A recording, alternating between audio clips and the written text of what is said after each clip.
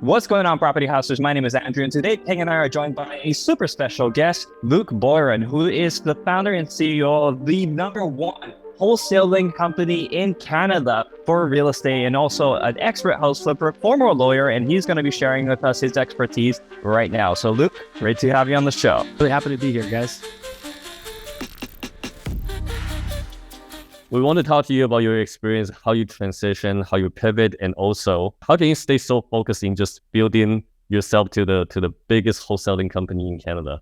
What kind of Asian are you, Ping? Well, 你说普通话是吧？普通话也可以讲。How what? That was very impressive. That was very impressive. Wow. 我住了2年在北京。Oh wow, you live in. 以前我会说不错的中文，现在说的很少，所以。I can't. No, it's way. By the way, way better than Andrew. Andrew has been calling himself the second best Chinese speaker in the company, but he only knows how to speak a few words. Oh my god. Wow. Oh my god. Every time you see white people speaking Chinese, it's crazy. I barely ever speak it anymore. I lived in China for a year and a half in 2006, 2007, and I went back on exchange for 6 months in 2010. And I haven't really spoken it much in 13 years, but I used to be fluent. I can never really read or write well. I used to be like fluent conversationally, and I've forgotten so much of it, but yeah. Crazy. No, still good. You must make a kill. You must be like, awesome in Chinatown. But Chinatown's always Cantonese. Come on. Actually, they speak both. No, they always speak both. They have to, right? Yeah. No, I used to joke with people that I could order food in Cantonese, but the problem was that after that they respond, I kind of just have to, say something very generic. But that's really cool. That's very cool. I feel like this was almost like we should have started the conversation with peers. I think it makes a very big impression when you see people have a career that is also one of those like keystone careers that people look up to. It's like like you say, you lived in China. What are the pinnacle career paths that people say? Become a lawyer, become a dentist, become a doctor, become an accountant, become something that has prestige. And then when somebody switches from being a lawyer to something else like wholesaling, house flipping, which is something that is also a little bit more on like, there's a lot of blue collar work in there. But I know that, you're doing it at a certain level. So it's not like you're necessarily the one going around swinging hammers or anything, but to still pivot into that industry, it makes quite an impression. And so what was the mindset behind that? What made you want to do that? What made me kind of want to leave law? Is that what you're thinking? Yeah. What made you want to leave something? I mean, I did my undergrad in business at Schulich, and then I did a law degree at Osgoode Hall, and I did a joint program where I did my MBA at Schulich School of Business as well. So I was in university 8 years, and then I had to article for a year to get called to the bar. The problem was I didn't like law. I only went into law to do real estate. It was really dumb. But in my first year of undergrad, I bought my first rental property. I was 18, 3-bedroom bungalow at Jane and Finch, and I converted it into a 10-bedroom rooming house. I worked with the contractor, like kind of taught me how to do a bunch of stuff. And then I did a lot of it myself. I turned the bungalow into a 10-bedroom rooming house. Also rented out the garage separately for a business to store stuff. Would not necessarily recommend this. I learned so many lessons. Very brave that you guys manage student rentals, because when you're renting by the room, I don't know if you guys do it by the room and stuff, but it is a lot of work to manage. And I was way too nice. I learned a ton of lessons from that. But I was always interested in real estate. Before I finished my undergrad, or was it when I was finishing my undergrad? Anyways, I sold that place, bought a couple others, one myself, and then another one with a friend, and then another one with 2 friends. But I guess before I sold that one, I finished undergrad. I was finishing undergrad, and I thought, well, what do I want to do? Well, I want to go into real estate. But I didn't know that there was an option to be a full-time house flipper. Like, I had one of those limiting beliefs where nobody sells privately. Everyone in Canada sells on the MLS. I don't know. Maybe those Americans are too dumb or something. I don't know what I was thinking, where they'll sell privately, but Canadians will never do that. I didn't understand the value proposition for somebody who would offer to sell privately. But even regardless of selling privately or not, even off the MLS, I didn't think flipping was really an option. And I thought you had to have a job and you bought rentals on the side. I knew, and I saw from my father, who was a real estate investor too, borrowing is so important to buying real estate, right? Having the ability to get leverage, like that's one of the ways you make money in real estate. So I thought, well, hey, if I go to law school, I'm going to get a job as a lawyer. They're paid well, and banks really like lending money to lawyers, really stable. So why don't I go to law school so that I can become a lawyer and buy rentals on the side for retirement? Because that's what I thought you did. You bought rentals on the side. So basically, I went to law school so that I could go into real estate. I wasn't passionate about law. The only classes I really enjoyed had property law, real estate transactions, real estate finance, land development classes were awesome, but everything else I wasn't particularly interested in. That's kind of how I did my detour. So I articled, which is like a 1 year or 10-month internship. I did a year. And then as soon as I was called to the bar, I left and I started flipping houses full time. And I thought I'd try that. So that's how I kind of ended up that route. There's advantages still that I went to law school. I think it gives you a type of professionalism that is often missing in the industry.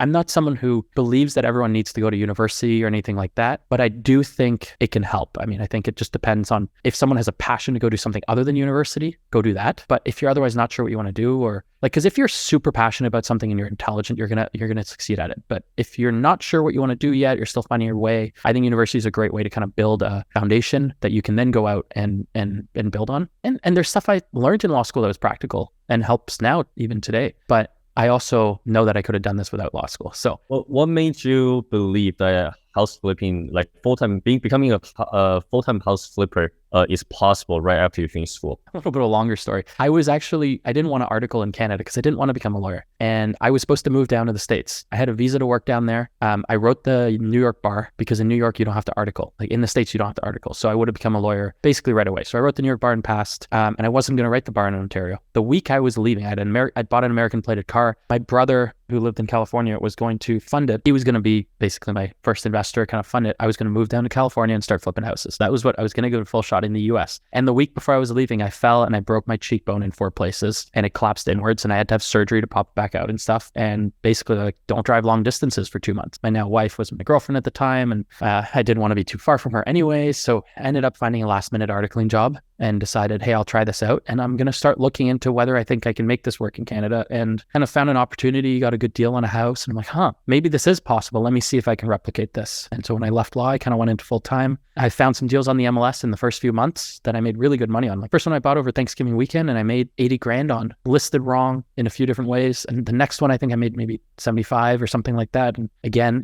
listed wrong. I actually bought it in multiples. I made 75 grand flipping it. There's ways to buy on the MLS too for the right opportunity. So, and this was in a hot market. This was in the fall of 2016, beginning of 2017. Market was really hot and I was still finding deals on the MLS and able to flip them and make money. So yeah, it just, as soon as I started doing deals, I realized that, man, this is really possible. I remember that you were saying that, different podcasts that you were flipping like 7 or 8 properties. And that's when you feel like, okay, this method or this business model is not really scalable. And then you start adapting into the wholesaling business. Can you tell us a little bit about the transition into that, a new business model? I was always kind of flipping on, I was on my own, right? And I think I did something like 17 houses in my first year, 5, 6, 7 houses at the same time. And I'm driving around to all the job sites. I didn't have good systems set up. I didn't have a team to support me. You're on the phone with utilities that are screwing up your bills and just stupid stuff that you have to deal with. And it just takes so much time. And contractors, want to be paid right away. And I didn't have systems set up. Like right now we have, send us an invoice for work completed by Wednesday and it'll be, we pay within a week kind of thing. We have a system. We don't pay you same day. If you're a contractor who's going to be chasing us as soon as the work's done, like we're not working with you again. And we try to give them heads up. We let them know that that's going to happen because that's one of the headaches. But I didn't do that before. So I was dealing with all of the headaches of all this. And basically I started doing some online marketing, some Google AdWords Express kind of on my phone. And I got a really good lead come in. And I almost didn't go see it because I was so busy. But I decided last minute, let me go see this one. Let me try to buy it. And I bought it. I went to go see the seller. I bought it with a long close because I was a little like, oh, what if I have to do this myself? I was kind of thinking I might try to wholesale it. But I hadn't really seen people successfully wholesale in Canada. At least not at any volume. I bought that house. I had a long close so that I could finish my existing renos if I needed to. And this was a Friday night. I come home, my wife was out, I think at a work event or something. It was like 10 p.m. And I'm like, oh man, my Google ads did well. Let me go see who else is up there. And so I Google, I don't know, something like sell my house fast for cash or something in Toronto, whatever. I had seen like the other people advertising before and I saw a new one. And so I saw this, I call him up and I start talking to the guy and I was just like, hey, what do you do? I do similar marketing. Like, let's just talk. Anyways, I start telling him about this deal I just bought. He's interested, going to see it together. We meet up at a McDonald's and talk about it. And then, basically within a week I sold it and, assigned it because I put a long close. It was closing. I think I bought it in August. It closed in November, that kind of closing. Yeah, it was a really big assignment for me and it was great. And so I still flipped a few houses after that. I was flipping more, but I was also assigning other ones so I wouldn't get as busy and I could do more volume. Yeah, that's kind of how feeling like the wholesale side. And then I had tried hiring different people, assistants and things like that. And then I started, one of my first big hires was an acquisition rep who, their sole job was going to buy houses and they could focus on that and do a better job of it. And I could focus on the marketing and everything else. Project management just took so much time. on the construction side, and I didn't have the team for it. And we were able to wholesale all of these. And basically I realized, here's the thing, that first house, this was kind of a realization for me. Other people in the industry had strengths that I didn't have. For one, I was flipping houses with using someone else's money for the down payment and renos. So I was giving them half of the profits, right? They were putting in all the equity. I was giving them half of the profit. So if I had flipped this first house that I did instead of wholesaling it, but also I was using private mortgages, right? Mix for the loans. I was paying realtors, close to full pop, let's say. I was, paying, I couldn't be on all these job sites at the same time. I'm still paying kind of general contractors, or at least, I'm not closely managing more inexpensive laborers. So the cost of my money's higher. The cost of my construction's high, could be, is higher. My realtor commissions are high, but I'm really good at getting good deals. So that's what would counteract that issue, right? So what I realized is I assigned this deal, I made 70 grand. My first ever wholesale deal, I made 70 grand. The guy went and flipped it, and he's a friend. He made 110 grand. And here's the thing. I wouldn't have made an extra 110 grand, not even close. Why? This guy had a line of credit on his primary residence, so he was saving significant amounts. He didn't pay fees, he didn't pay legals to register the loan. He was paying, probably 4 or 5% interest, not 12 plus a 2% fee or whatever, right? He was a realtor, so, he didn't have to pay anyone on the listing side. And him and his dad closely managed more inexpensive trades and laborers on the job site. And his dad was even, doing some of the work and things like that. So he was able to keep his costs way lower than mine would have been. And because of that, make a lot of money. I might have made 70 grand flipping it and then given my partner half, or 70 or 80 or 90, whatever, given my partner half. I would have netted less than 70. And in this case, I was able to assign it, keep all of it. And then this guy was able to buy it and save money in a bunch of other ways. So I always think about, what's your superpower? Where are your advantages? Mine at the time was getting really good deals. I mean, it's still one of my strengths. I've gotten much better. I have a good team now for construction management. So we're able to do a lot, especially in the Ottawa area. We do a lot of flips and we're able to keep better than we used to and manage them without me pulling my hair out. So that's kind of how I got into it. I realized, let me play to my advantages rather than, and let other people use their advantages. If they've got cheaper cost of money and they're saving 30 grand compared to me, like if their cost of financing is 5 and mine's 35 on a flip, they're saving 30 grand over me. But that means they can make the same profit I was going to make, but pay me 30 grand just on the financing piece alone if they have the capital, right? So yeah, they have advantages over me, and that helped a lot, I think. This is actually a great illustration of the train of thought that comes from when you start diving into it and you start measuring opportunity costs, because a lot of the times people will look at a project and say, this is what I can do, but they don't map out the doors that they can open along the way. And to only find that, or not to only find, but to find that they can make easier money. Because sometimes it's not always about making the most money, because sometimes you might go through an entire flip project, make $20,000 more than what you could have made just wholesaling it. And there's a time and place for these things. I like the way that you've outlined everything, because essentially your capacity to do them gives you synergistic advantages. Because, for example, like if you're on the prowl for wholesale deals, you can find great opportunities, and ones that are really great and attractive you can take if you want to, because for a time you develop your network, and that's all great. And then you have the option to wholesale. You have, what's the thing that we're saying, paying 2 and 2 or 2 and 3?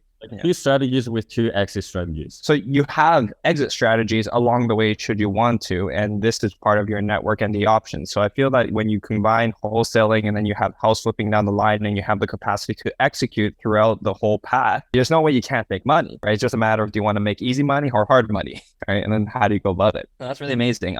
I think one of the things that we can break this down to, because I want to know anyway, is there's a business thought process, the structure and the mindset and how you organize everything. And then there's the operational stuff, because you obviously have an enterprise now. And even now, when you said you started to hire out certain people to manage jobs, and you started to have difficulties competing, I think, with other people who have family construction crews, right? And you have to contend with them. I actually really like going on job sites. I like being involved. I'm very good at it. I'm very good at seeing problems before they arise, seeing how everything goes together, the design, planning it out. So I'm very involved with all of that, which has made me significantly busier as we've gone to flipping more houses instead of wholesaling, because my team was more built. And so I've got people on my team who are helping as project managers, construction managers, but there's still a lot that I'm involved with on the decision making there and things like that. But I mean, from the construction side, I think it really does help to have a construction knowledge. Again, I'm coming from more of a professional background as a lawyer and stuff like that. But my first house, I was working with a contractor. He taught me how to build walls. He taught me how to do basic electrical and plumbing.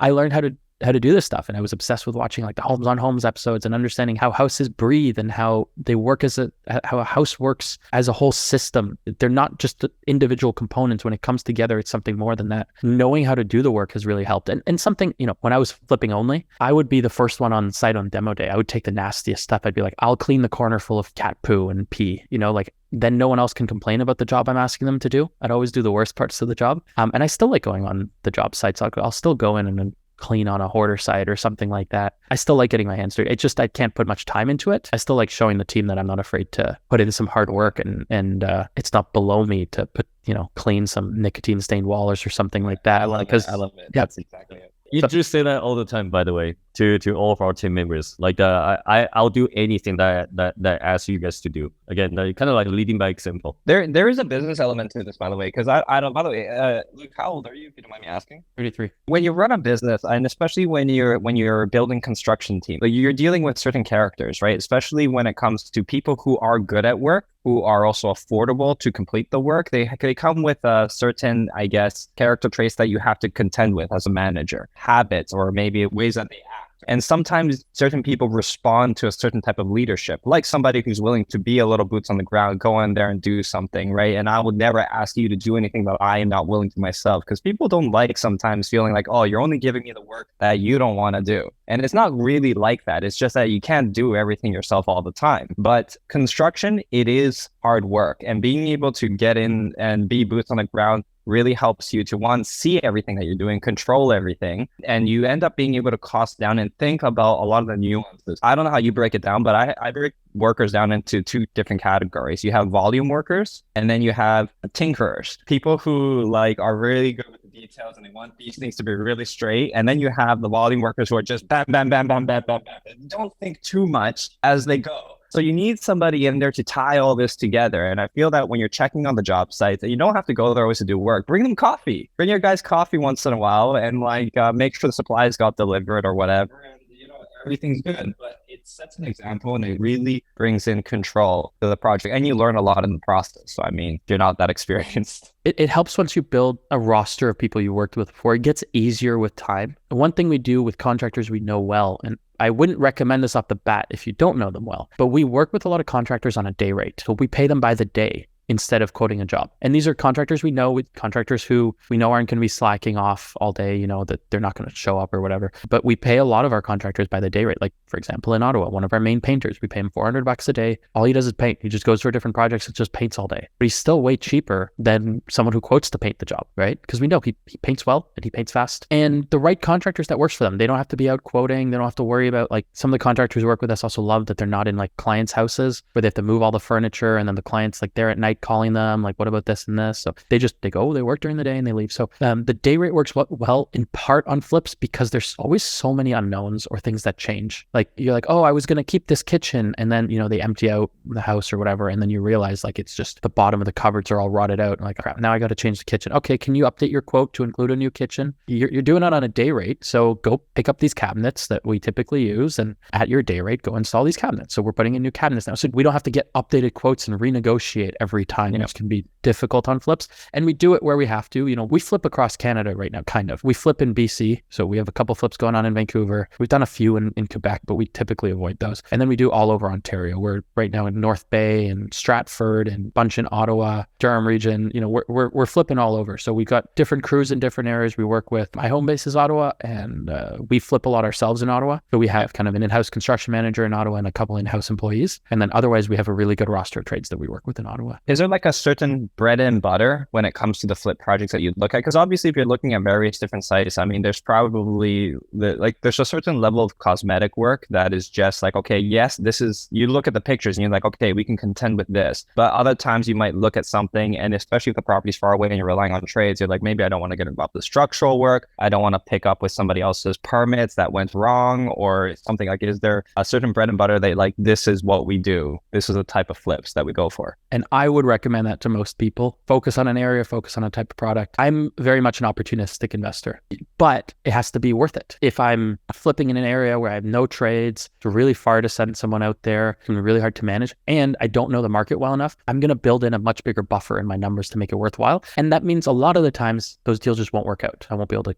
buy them, right? But occasionally I do. Some things will be harder or more expensive, so I won't make maybe as much as I was budgeting for, but I built in a bigger buffer. They're usually worth it financially. We flip everything. I mean, I'm working on a fire damaged house right now. Seller unfortunately died in the house. We have to gut the majority of it. It wasn't actually burned. It was smoke damage everywhere. And I'm also careful on this. A tip for anyone: get familiar. I'm not giving legal or accounting advice here, but get familiar with the definition of the CRA for a substantial renovation. When you flip a house, HST is not payable. You don't need to charge HST on a house unless it's substantially renovated. And the CRA defines substantially renovated as 90% of the interior removed or replaced. So in this flip house, I would have almost liked to gut 100% of the house to make sure we get the smoke out, but I've made sure we've left up 25% of the drywall on the main floor and documented it. And so what we're going to do instead is clean and use a very good multiple layers of a very good smell blocking primer and it's in the less smoke damaged area to make sure we're not going to have a smoky smell in the house afterwards, instead of gutting 100% of the house. Because as soon as I open myself up, in this case on this flip, to a substantial renovation that's subject to HST, the numbers won't work anymore. If I have to sell a house for 800 grand and have HST included in, as an end buyer would expect, that's going to kill my margin.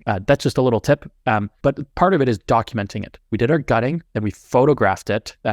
The construction manager should email me, explain what we've kept up. So we've gone far more than the 10% required. If the CRA ever says, hey, looks like you did everything on this house, I think you need to pay HST, I will forward them proof that we did not substantially renovate it. And cover your ass ahead of time where you can, because it's such a bigger pain to try to be like, no, we really didn't do it, but I have no proof of it. When you're doing it at the volume that you're doing, and I imagine that these things become more and more important for you to be cautious about. I've actually never had it where the CRA has audited us and asked us for that. Do you mind if it's personal or not? You can tell me or not, but has that ever happened to you where you've had to prove it? They once tried to say something was substantial, I guess, but it was like a very light cosmetic. It was like I changed the kitchen. I didn't pull down any of the drywall. Like we changed the flooring in the kitchen, and then we just showed them proof of the before and after pictures, and they're like, oh, okay. But I know it can happen. Like at one house I was selling, the buyers thought that their buyer's lawyer thought I should paying HST, and they had me sign all kinds of like declarations or whatever, basically saying, because it's technically the buyers that are supposed to be responsible that if HST is payable, that it gets paid. The buyer's lawyer was trying to protect them, and I basically had to sign all kinds of paperwork saying, if the CRA ever comes after you, like I will prove it wasn't, or I'll have to pay the HST. As you do more and more in business, your potential liability goes up more and more, because it doesn't take much extra work. We're literally just documenting it, and a few extra pictures when we have new drywall up showing the old drywall against the new drywall, and then it's all painted patch. Like it doesn't take a lot of extra work. It's pictures and then just a quick email putting all of those in and saying, hey, look, here's proof that we kept X% of the exterior walls up, of the exterior drywall and insulation up, and this therefore isn't substantial. It doesn't take a lot of extra work. And I mean, look, most flips aren't substantial renovations. Very few are. So what I was trying to say there is we flip everything from, fire damaged houses to light cosmetic work. The hoarder houses are the most entertaining for sure. There's some gross houses we buy, but then some of them are just like kind of granny's house that's just kind of dated. There's just a variety of it, and I'm opportunistic. I like the ones where there's less work. I'm willing to do them with a lower margin because there's less risk on me. There's less reno risk, and it's much faster. It doesn't cost nearly as much capital, which is scarce right now. Capital, when I was wholesaling, I didn't have to worry much about my capital position, but when you're flipping, you need a lot more capital backing you up. So yeah, well, I mean, you need it also because in Canada, especially since you've looked into how it compares to the US, flipping in the US is not as capital intensive as it is here. Here, you need like $100,000 for down payments. You need $100,000 to $150,000 in renovations, depending on what you're doing, and it's like these are on the lower sides too, assuming you're doing it in a traditional way. So it is more capital intensive here. In the US, you can get, it's a lot easier. There are programs put in place so that you can get financing on your renovation plan. But you need 20% of the financing budget, right? You don't have anything like that here to get very easily. There are ways to do it with bank, but you still have to come up with the money first in many cases, and there's all kinds of usually things. For flips, it's not worth it. Yeah. So it sounds like in terms of how your apparatus works, right? You were doing a lot of wholesaling where you were obviously very successful. Times change and you want to maybe adjust that strategy a little bit, but you can still employ the wholesale strategies in your acquisitions. You're able to maximize now on the renovation and the flip portion where you can make some of your money there. And you've also figured out how to save money on the tax portion or make sure that you don't get taxed in such a way that it doesn't blow your margins. Now, what about on the exit? Is there any way that you save money on this whole process through the exit? I mean, for one thing, realtor relationships or anything. Yeah, we stage most houses we work on as well. So that kind of helps us, I think, get a higher end sale price. Pricing strategy goes very far. For example, lately, the last few houses, we've been trying a multiple offer strategy and buyers aren't ready for it again. We found it hasn't worked, but we end up doing a cancel relist close to where we think it should sell for, and then it sells quickly. But it's the multiple offers people don't want to bid high above. But that changes by market. For a long time, that was by far the best strategy. And we stopped doing it last year when the market was changing. And then we thought we'd try it again on a few houses recently in different areas, and it wasn't successful. And so right now, for example, pricing just under what you think it's worth or around what it's worth. Like there's one house, a condo town in Rockland, Ontario, listed at 300, holding offers. We thought it was worth, mid to high sixes, mid to high threes. Listed at 300, we thought it was worth mid to high threes.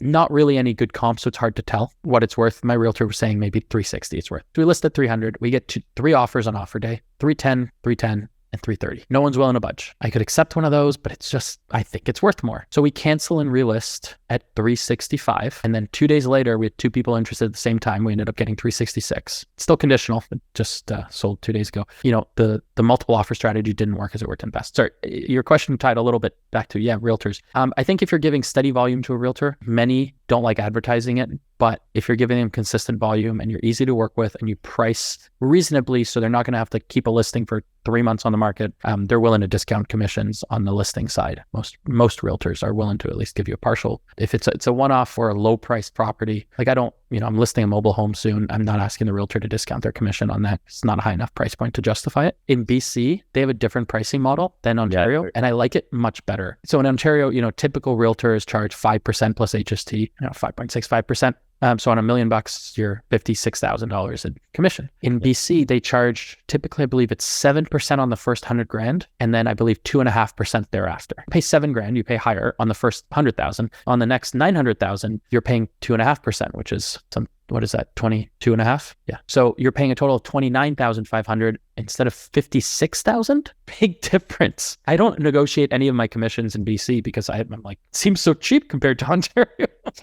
That's crazy. Yeah. Okay, look, I got some questions for you because obviously you're the biggest wholesaling company in Canada, and I just want to kind of get a couple understanding of when the market shifts, because I believe that 2016, 2017, there was a lot of people started teaching wholesaling. Did you feel like the competition got a lot bigger, where you have to start changing your marketing strategy so that you can keep the lead flow consistently? We've never stuck to one marketing strategy only because we never wanted any individual marketing strategy to be make or break for our business. Tried new things, and we do such a variety of, everything down to like newspaper articles, radio ads, TV commercials. Like we've done such a variety of different marketing channels because we want to stay relevant in different ways and make sure we're not relying on one channel. It was really Cashflow Tribe that started marketing heavily, probably 2018 really, that they started doing it. Because when I started wholesaling, the only people who were doing any volume were Michael Chow and Aaron Moore. They were the only ones, and Aaron Moore had been doing it for a long time. And nobody else was really wholesaling. When I started,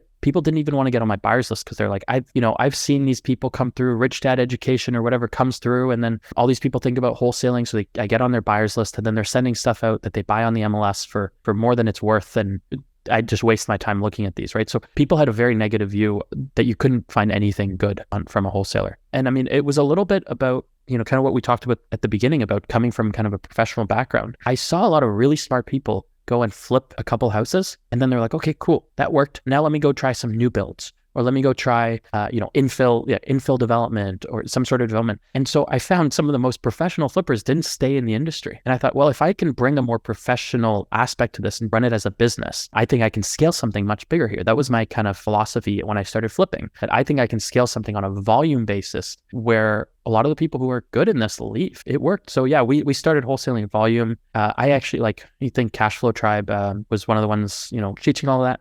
I bought his first ever wholesale deal in London and flipped it. Actually, you see a lot of the wholesalers who have started. You see Austin Ye and Waylon McGill. Waylon started after buying one of our wholesale deals thinking, I think I can do this too. Michael Lee bought his first ever wholesale deal. I helped him coach through buying it. He never even saw the property. I drove out and saw it. So I was flipping and I was buying from other wholesalers and I was wholesaling myself. Mm-hmm. And yeah, it was only when we ramped up, and then Cashflow Tribe started marketing this like, the easiest way to make money ever and all this stuff. And a lot of people started doing it, and we saw our competition go up drastically. It has become much harder to keep wholesaling for sure. Adam, I think it's the one who admitted that after he started teaching wholesaling to other people, right? He ended up spending like, I think 70 or 80,000 in the same exact marketing strategy for the off-market deals, and he literally he couldn't close any of the deal, right? Because the competition just has gone up way too high. So yeah, I just want to get your thoughts on that, because obviously marketing space is always changing, right? And you have to keep adapting as you're I guess increasing your volume in the wholesaling deal. Now you have a staff that you need to pay for. How many staff are on payroll right now? About 35 people, and then you are also pouring in a lot of capital towards the marketing, different marketing strategies. What's your margin on every single deal, if you don't mind me asking? You mean like profit margin or whatever assignment fees are? Yeah, because honestly, as we're scaling up any business, right? It doesn't matter if it's sales business or property management business, right? The management becomes pretty heavy for the profit, right? So sometimes we're always constantly struggling with the two different directions. One is a lean operation where the work is not so much, and then you're profitable, but then you can't handle as much volume, versus why don't we scale this up? But the moment that we cannot actually make through the transition, then it becomes a lot of salary, money in and out. If I can also further contextualize it, like there it seems like there's always a plateau point of profitability, right? Where, now everything just becomes very heavy. So because you obviously grown to such a scale, like how did you contend with that middle layer, especially, because you're managing construction? So as I did it myself, and then kind of with one person on my team, I got to believe in the system we had, the marketing we had, that it would work. And so when I started scaling, I had to spend money before I was bringing it in. I had faith in what we were doing. I hired a COO with, a big salary to help grow my business without kind of the income necessarily to, if we hadn't grown, I would have been not making much money, let's say. So we were scaling. But the other thing was, it wasn't just, we were scaling a little bit ahead, but it was also one of the things we did well as scaling was we were always looking for the next bottleneck. We decide we're going to do more marketing. Okay, well, what's going to happen when we do more marketing? We're going to get more phone calls. Okay, so we need to make sure we're going to have enough people and enough capacity on the lead intake side. Those phone calls aren't going unanswered. So let's make sure we hire more lead managers. Okay, well, you know what? If we set more appointments, our acquisition rep's going to be too busy, not able to do follow-up, falling behind on appointments. Okay, well, as we're hiring more lead managers and doing more marketing, let's make sure we hire our next acquisition rep. And this point, okay, well, our disposition's too busy now. Maybe we need a second dispositions or an assistant for the dispositions to sell these deals. So it was always kind of looking at what the next bottleneck would be and growing. Like right now, we make really good money on flips on each deal. Like they're very profitable. The problem is we have a lot of overhead to pay. So it's doing enough of them. Right now, through like part of 2022, we were losing money at the end of the year. And that was just as we were ramping up the flips, because the wholesale wasn't making enough to cover all of our overhead. And then the flips are coming in, and now they're, a bunch of them are closing and selling and stuff. And that's bringing the revenue back in to cover our overhead. But really, it's in this market with the overhead we have, we kind of have two choices. One is we let go of a bunch of people, which we don't want to do. We have really good people on our team. We don't want to go that route unless we really need to. Or two, it's kind of just flipping to make sure we hopefully get a little over break even. Like that's what the business model is right now. It's just, we're not aiming to be, make a ton of money right now. We're aiming to make sure we can cover all of our overhead and stay slightly profitable. That's what the current business model is until the market recovers, which I believe it will in some way. So there's really two options: either shrink down small and do a small volume of deals, but we don't have a lot of bills to pay, stay the size we are, and flip to make sure we make enough income to keep our team around and have a great team when the market does recover. And that we went with the second route. Do you have any like business coach or let's say consultant that you're consulting from? Because as a business owner, sometimes when we're so like busy in the operation, or sometimes like working on the operation, trying to figure out the next direction, sometimes it gets a little hard to see the clear picture, right? Because you try to do this, maybe 2-3 weeks in, you feel like it doesn't work, and then you pivot back, and then you go to like, you're zigzagging all the time, right? Do you have anybody that's actually providing you any guidance from the side so that you are always able to stay focused? I mean, part of that is just my management team in-house. We're always talking about it. And part of that is it's one of my strengths is forward thinking, pre-planning. I'm in some ways an overthinker, but the end result is I like to plan ahead of time. I haven't had like necessarily a coach in that way. I've been a member of masterminds in the US. So I started off with one group called 7-Figure Flipping. It's currently run by Bill Allen. It was run by Justin Williams and then Bill Allen bought him out. One of my favorite, one of my mentors in that group was an amazing, super humble guy called Andy McFarland. He's goals in a lot of ways. He's kind of what I strive to be in a lot of ways. He's an incredibly good human being, very humble, drives an old car, he doesn't show off his wealth at all, but he's been, I don't know, we're probably going on almost 20 years of running a successful wholesale business. For a long time now, he hasn't been in the day-to-day. He brought his COO in as essentially a partner who runs the business for him. And so he focuses on his family and life, and and his investments and very conservative investing, building his rental portfolio in a very cautious, conservative way, building a moat around his investments. But he's someone I really look up to, and I don't talk to him often, just a couple times a year. But when I do, I always learn so much from the guy. But yeah, so I'm not in that mastermind anymore. I still go to an annual event they have, but I'm not in that mastermind anymore. But that's kind of what started me off as I was scaling, trying to see what other successful flipping and wholesaling business were doing. Now I'm in a different group that's more general investing, because I do have some multifamily investments and a bunch of rental properties as well in my portfolio. But it's always good to surround yourself by people. Sometimes it's not even like the presentations and stuff. It's little tidbits you get from talking to these other people who are in the industry, and just little things that they do that can improve your business. So yeah, I find mastermind groups have helped me a lot. And the thing with a mastermind group is it's not formal coaching. So nobody's forcing you to do anything. If you don't show up, if you don't ask questions, if you don't try to network, if you're socially awkward and don't want to talk to the people, mastermind's not going to be really helpful for you. But if you're willing to, I find, again, part of it is just kind of making friends and ask them what they do and little things they do. And you're like, wait, what? They just drop a little nugget and you're like, wait, you do that? I've never heard of anyone doing that. Tell me about it. So that's where I've learned a lot of kind of little tricks and stuff that have helped. You were talking about hiring contractors by, not contractors necessarily, but specialist trades by the day. And it seems to be like a mid-ground between hiring employees versus hiring a contractor. Does hiring them by the day entail that you have to keep them busy every day, or can you give them days off? If I start giving them days off regularly, they're going to start looking for work elsewhere, and then they're not always going to be available when I need them. Right now, I have enough work. The good ones are staying busy. We'll see how that goes, because sometimes we can hire more of them. So there's kind of some people that we keep busy when we're really busy, and then there's some people that are kind of our core, the best value,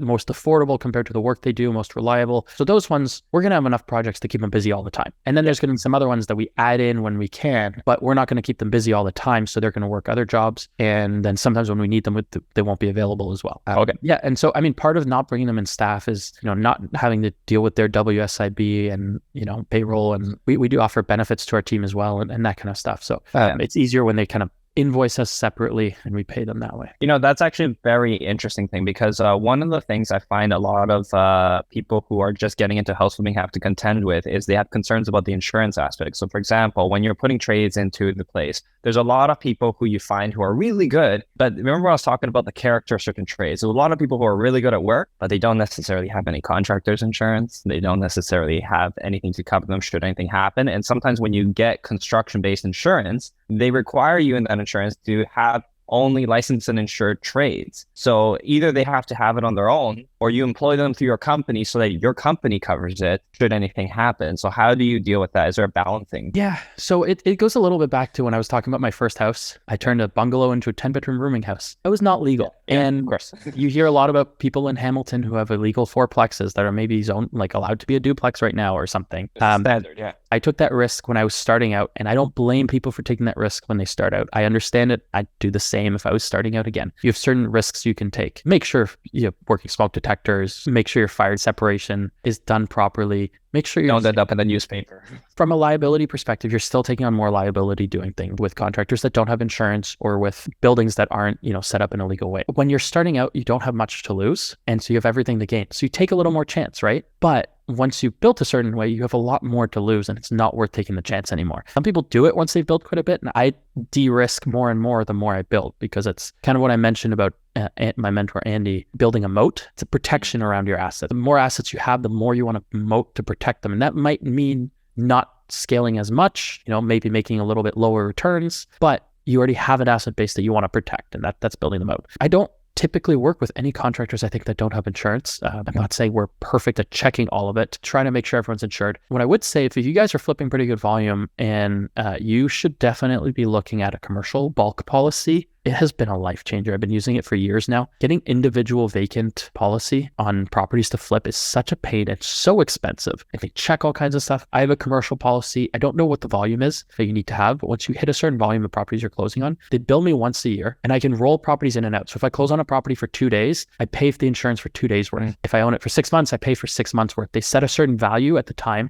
They'll give me a binder. They don't ask if there's knob and tube. They don't check if the foundation's collapsed. None of that matters to them. Deny a claim for certain reasons, but none of that gets asked for. And so it makes it way easier to roll properties in and out. And I've never made a claim. That's another thing. Your insurance goes up when you start making claims. I'm saving making a claim for a catastrophic claim, a fire and burning down one of my rentals and having a major claim. But, I have a $2,000 water leak. I don't know what my deductible even is, but even $5,000, $10,000, I'm going to fix it myself and not go through insurance. Of course. It'll add up to more than that cost would have been. I'm better off paying it up front and really saving that for, hey, my house burned down. I need $500,000 to rebuild it. That's an interesting policy that I feel like people ought to look into. There's very few people I feel who are actually flipping in that kind of volume, but for anybody who's looking to get into it, sounds like very similar. For rentals too, it'll work kind of in the reno phase, roll those into this commercial policy and then switch to a long-term rental policy once the renos are done. So if you're borrowing consistently as well, it's also worth doing. Growing your business, and we're talking about that middle layer of management. Now, obviously, a lot of people who are looking to get into real estate who want to grow different apparatuses. You think you were talking about how the wholesaling was feeding into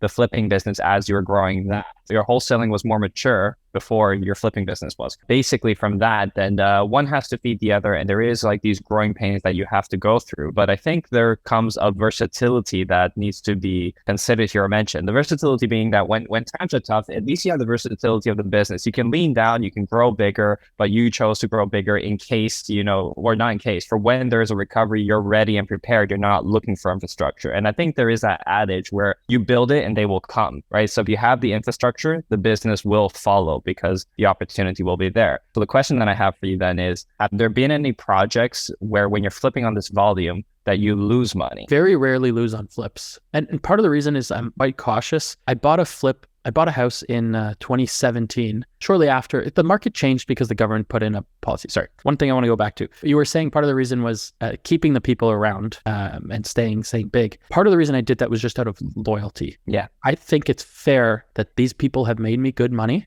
over the years, that I shouldn't now let them go without risking losing a little. It's not fair to them that they can make me money and then I'm not willing to lose a little bit to keep them around. And I think that's something that people on my team will value over time. And if I start having to lay off a lot of people kind of willy-nilly or just react right away, it's going to have a reputation in the company for a long time as that I did that. So that's part of the reason. When you're doing that many projects and you want to keep that many people employed, I imagine that you have to sometimes be doing projects just for the sake of doing projects. Some of them will break even and some of them might lose a little bit, right? So I'm wondering how that happens. I don't do projects for the sake of doing projects. Sometimes you get overexcited, and that's kind of what happened to me in 2017. So one of my philosophies on when we do projects is you're playing the averages. There's I talk about this all the time. People who have heard me probably are annoyed by it, but there's a book called Thinking in Bets by Annie Duke. It's a poker playing book, and it basically talks about if you're playing a hand that has a 20% chance to win and you win, you got lucky and you made the wrong decision. But if you play a hand that has an 80% chance to win and you lose, you got unlucky, but you made the right decision. And if you consistently play the hand that has an 80% chance to win, on average, consistently over time, you're going to win. That's how I think of a flipping business. I don't regret the outcomes. I regret bad decisions. As long as I made the best decision I could with the information I had at the time I was making the decision, then I don't regret it. Even if it ends up losing, I made the best decision I could. So I look back at what was my decision making. Could have been a surprise we didn't know about. I made the right decision at the time. So, and that helps a little bit. Back to 2017, market starts changing, and it had been really hard to buy flips at the time. Kathleen Wynne at the time puts in place a 16-point plan, housing, foreign buyers tax, got rid of the exemption for rent control on newer units, things like that. And I looked at this plan and I thought, this is not that significant. I mean, a lot of people thought there was a lot of foreign buyers because they see someone like Ping at an open house and maybe he's with his family and he's speaking, Mandarin with his family, Taiwanese, right? And they go, oh, look, that's a foreign buyer. Ping, are you Canadian?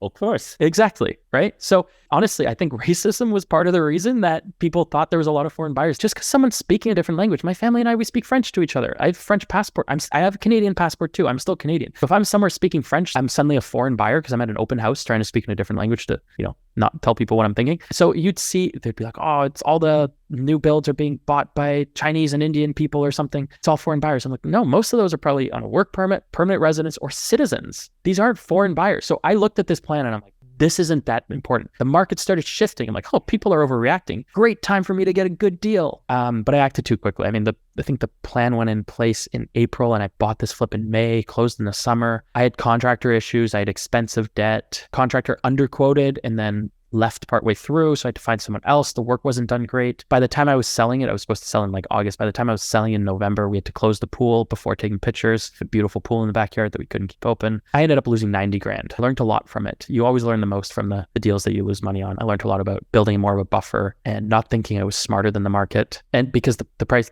as with these delays, prices kept falling. So I lost 90 grand in that one. More recently, I don't really lose that kind of money. Last year, I lost 20 grand on one flip. Again, playing the odds. There was something that went wrong. A lot of our our flips I was looking at the last 17 that we did, we averaged like 70 grand. I'm not saying that should always be the case, but that's the average. And that includes, I think, a 5 grand loss on one. So I think in the last, 30 flips, 40 flips I've done, I lost 20 grand on one and 5 grand on another. On average, we make very good money on our flips and we just play the odds. I've been meaning to ask you how you actually negotiate those deals. You're obviously that's your strength, right? You're able to actually get the off-market leads in, but the most important thing is that once you have the lead, how do you actually close it? Can we quickly talk about some tips on how you approach the seller, and also like how do you determine the max offer? Right? Do you usually build in the, let's say 50,000, like maybe 80,000 profit in your calculation? What's the percentage of the ARV that you usually look at? Yeah, so I don't use the percentage of ARV calculation. We have an internal spreadsheet. It's quite simple. I made it just an Excel spreadsheet with formulas put in. So you enter a few numbers. Really, all you have to enter is purchase price, sale price, is it in Toronto because of double land transfer, and what your expected reno is. And then it will tell you what your expected profit is on that deal. And it will tell you as a percentage of the purchase price, what percentage your expected profit is. So really you're entering 3 or 4 numbers into this spreadsheet. And then all the rest, land transfer tax is built in and auto-calculated. If you enter 1 in the cell for Toronto, it'll double the land transfer tax. For the Ontario portion, it's covering, the expected financing costs, the legal cost to register the mortgage, insurance costs, carrying costs. So it's simple, but we've been using for a long time, haven't really modified it. And so you only have to modify a few cells. So we use that. Now, we have it set up in the spreadsheet where it's looking for 10% of the purchase price in profit. It's not a perfect science, it's an art. If it's a rural century home that needs a lot of work, we're not going to be happy with 10%. I'm selling a house right now. I think I have it listed for $425,000. I paid $161,000 for it. I've put $175,000 of work into it. So I'm not looking for 10% of the purchase price on $161,000 purchase price. So I'm looking for, a lot more because the amount of work and time it's taken. So we'll adjust it. But on a typical cosmetic light flip in a subdivision where things sell quickly, I'm looking for 10% of purchase price as a minimum. And then we start building in buffers above that for where the market's going to fall, or maybe we'll just build in a bigger reno amount and aim for that. Or I used to do the acquisitions when I was starting. I'm pretty removed from the acquisitions. My COO, Chief Operating Officer, he's also wears the sales manager hat. He has a extensive sales background. So he does the training for our acquisition reps and works with them weekly and things like that. I mean, I don't know that I have too much of our updated what we're doing. But right now in this market, I would say it's more relational. The sale process is less about just getting in and out in the sale. It's more about building a relationship and a rapport with sellers. And the strategy varies a lot. I'm sure we don't go into a house with the seller lives there and have raised their family there and say, hey, oh my God, this is so shit. We're going to have to rip everything out. It smells so bad. We just go, oh, okay, well, some of the buyers are going to want something more modernized. We explain it that way. But then you have the other side where a landlord's house has been destroyed by a tenant and they go, oh, this tenant was horrible. They destroyed my house. And we're like, yeah, they destroyed it. It's horrible. We're going to have to do so much work here. So you kind of play to the audience you have, right? Understand who you're talking to and who you're selling to, and then understand what you can offer. We've offered like a variety of interesting things to sellers. We paid first and last for their new rentals if they're moving. We've given them registered a mortgage on their property to give them money, deposit and down payment funds for their next purchase because they want to go buy another house, but they have no cash. We will offer a moving truck. We offer flexibility in our agreements, like they can move it up or back by 30 days, for example, when they're looking for another place. They're not sure if they're going to sell it in time. We basically try to explain to the sellers why we're the best option. And often for something like a hoarder, they can leave everything behind. For something like an elderly person in the winter who doesn't want to have to leave their house every time there's a showing, or we offer speed, or, we've had situations too where someone's kind of buried their head in the sand and they've had problems and they did want to deal with it. And now they're like, hey, the bailiff's showing up in 3 days to kick me out. Can you close in 3 days? But the price is going to reflect that. The alternatives, you get kicked out now. So like one house they were going to show up in 5 days. We closed in 3 days and then let them stay in the house for 45 days as they found a rental and move their stuff. So we're just basically provide value in ways that there are really good and really bad realtors out there. And some realtors don't understand that sellers aren't always looking to get the highest price. So we try to explain to sellers what we can offer that's different, because sometimes a realtor comes in and the person says, I just can't deal with all this stuff. I don't know what to do. And the realtor says, no, we're going to have to clear everything out and you're going to have to pay for these repairs, and the seller doesn't have money and they don't know what to do. They get trapped or they feel trapped. And then we come in and we say, hey, look, our price could be lower than what the realtor said, but leave all your stuff. Leave anything you don't want. Take what you want. Don't worry about it. You don't have to leave for showings. We're going to close. And hey, we can even help you, put the money down for your rental. It really helps them out of it. And so we try to look at where we're adding value to them and where we can help. And then we lean on that. And if we're providing enough value for their issues in their life, then they'll choose to go with us. And if we're not providing the right value for us, for them, and sometimes that's speed, sometimes it's ease. There's a variety of reasons people choose to go with us. But if we're not providing the right value for them, the price that we need, then they're not going to go with us. That's a remarkably difficult thing to explain to people. There's a lot of human element thinking that is involved when it comes to that, because you really have to be able to put yourself in their shoes or kind of at least understand where it is that they're coming from. I mean, an example that I can share with you that we employed something like that was we're buying a property, and we were the first ones in there to take a look, and there was an older gentleman. He had the house. It was a hoarder house, and the thing that was actually stopping him from being able to agree to sell the property was that he was worried about what he's going to do with his car, because his car was parked in the driveway and he felt the need to sell it. It was just really bugging him. So we ended up buying the property and also bought his car. And it was only I think $6,000, right? But that was his pain point. Agreed to buy the car, so he agreed to sell the house to us. You're taking care of the problem. That's great. Do you find that your offer, because sometimes we're talking about when we're sharing our experience, right? We always say something like, if you're not really embarrassed with your offer, it usually means your offer a little too high. Do you have a lot of resistance coming from the seller that, hey, listen, the number just seems very low, or you're pretty upfront with them about your margin, the work that you need to do, right? And that's why you're putting in the number that you're putting. It's a little different now. Part of it is just blaming me. The sales reps go on the appointment and said, I'm not going to be able to convince my boss to pay more than this. So it's my fault. That's a good one. Right? That's a good one. So that's part of it. But two is, I had that philosophy of being embarrassed in the offer. It's changed. We're not embarrassed of our offers. We understand what we offer and we know what our number needs to be. We're not trying to rip them off. We have a service we provide. It has value, but there's a cost to it. And if you don't see the value of paying that cost through reduced price, then you're not going to work with us. So we try to make sure we show the value of what we're selling you, essentially. But we know what it's going to cost us to offer that, what the margin needs to be, so that we can keep going as a business, keep operating, right? So, one of our sales reps had trouble for a while with, she was offering too high to sellers. Like, she felt really bad for them when, they're going through life situations, cancer, things like that. She felt really bad for them. And what changed was, when she was buying them too high, we ended up not being able to assign them, and the numbers didn't work to close on them to flip. So then we have to go back to the seller and say, sorry, we can't buy your house. And she hated that so much. She felt like she was helping sellers by offering them a lower price, because then we'd know we'd be able to complete the deal. She felt comfortable that we'd be able to firm up. And so when someone's in a really bad position, you make sure the price is going to be somewhere where she doesn't have to go back to them and say, sorry, we can't do this deal anymore. It's a different way of thinking about it. She's not embarrassed of her offer. She's making sure that we can help these people. I feel like you can adopt that way of thinking now, because you have the formulas. You're a little more calculated about it, right? I think, by the way, paying the embarrassing offer thing, I think is for people who don't realize that the